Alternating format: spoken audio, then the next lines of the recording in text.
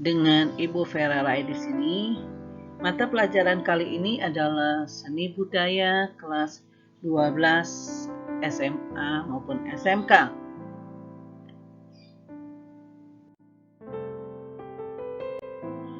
Dan kali ini kita akan melanjutkan pelajaran seni budaya kita dari video yang pertama, dan ini lanjutan pelajaran seni budaya bagian B tentang nilai estetis karya seni rupa 3 dimensi. Ingatkah kalian materi pembelajaran di kelas 10 dan 11 tentang nilai estetis?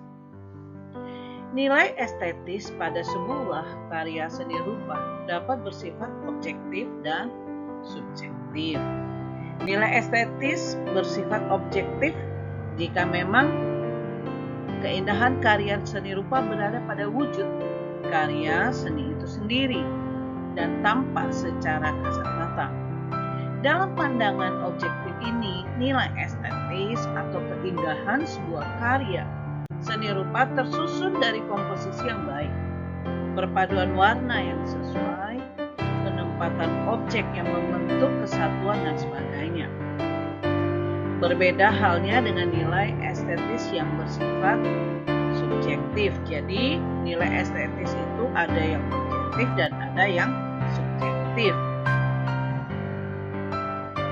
Yang bersifat subjektif, keindahan tidak hanya pada unsur-unsur fisik yang ditangkap oleh mata secara visual, tetapi ditentukan oleh selera orang yang melihatnya. Sebagai contoh, ketika kamu melihat sebuah karya seni rupa, kamu mungkin tertarik pada apa yang ditampilkan dalam karya tersebut dan merasa senang untuk terus melihatnya. Bahkan kemungkinan kita ingin memilikinya. Tetapi teman kamu justru kurang tertarik pada karya tersebut dan lebih tertarik pada karya yang lain. Perbedaan inilah yang menunjukkan bahwa nilai estetis sebuah karya seni rupa dapat bersifat subjektif.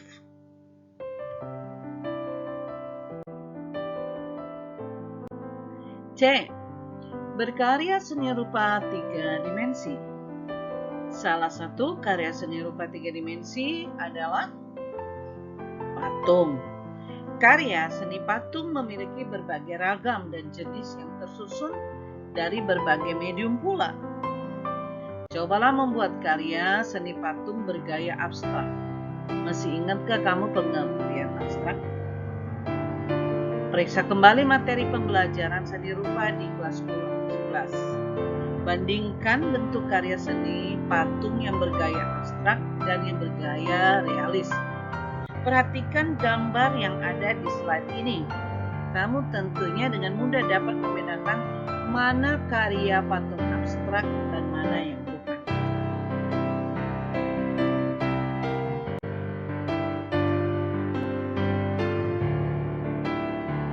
Berikutnya, kita akan belajar tentang langkah-langkah berkarya seni patung. Yang pertama, kita harus mencari dan menemukan ide.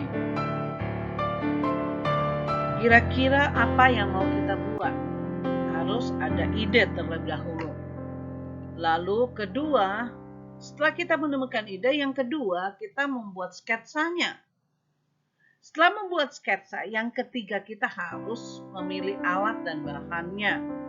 Apakah kita mau membuat patung itu dari kayu atau dari bahan yang lain. Yang keempat, berkarya patung atau membuat karya patung tersebut.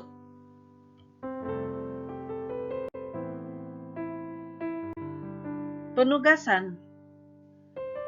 Kalian diberikan tugas untuk mengumpulkan gambar atau reproduksi karya seni rupa 3 dimensi dari berbagai sumber, misalnya dari media cetak ataupun elektronik.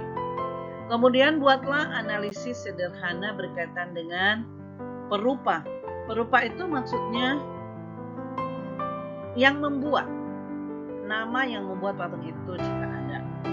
Lalu jenis karyanya, Lalu mediumnya. Medium itu alat, teknik, dan bahan apa yang mereka pakai.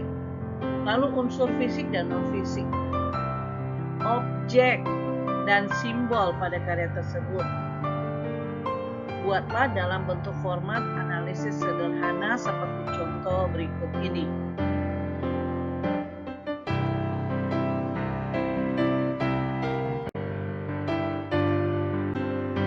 Oke, ini adalah bentuk penugasan kalian. Format yang harus kalian buat seperti ini.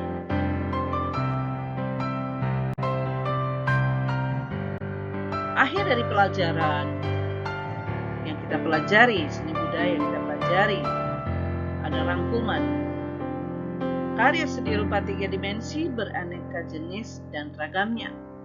Karya seni rupa 3 dimensi dapat dikelompokkan berdasarkan bahan, teknik pembuatan, gaya perwujudan, tema, fungsi, dan sebagainya. Karya seni rupa ada yang memiliki makna simbolik. Tema, isi, bentuk, objek, unsur-unsur rupa, dan prinsip penataan yang terdapat pada karya seni rupa 3 dimensi dapat menunjukkan atau menjadi simbol dari sesuatu. Simbolisasi dari aspek-aspek yang terdapat pada karya seni rupa 3 dimensi ini dimaknai secara beragam antara satu daerah dengan daerah lainnya, antara seorang penikmat dengan penikmat lainnya. Nilai estetis karya seni rupa 3 dimensi tampak secara visual dari wujud karya seni rupa tersebut. Nilai estetis karya seni rupa bersifat objektif dan subjektif. Nilai objektif terdapat pada karya seni rupa itu sendiri, sedangkan nilai subjektif berada pada penikmatnya. Berkarya seni rupa 3 dimensi umumnya didahului dengan mencari dan mengembangkan ide atau gagasan, membuat rancangan berupa sketsa untuk menentukan bentuk dan ukuran, dilanjutkan dengan memilih medium atau bahan, alat, dan teknik yang akan digunakan. Alasan-alasan pemilihan gagasan hingga teknik berkarya dapat disebut sebagai konsep berkarya seni rupa.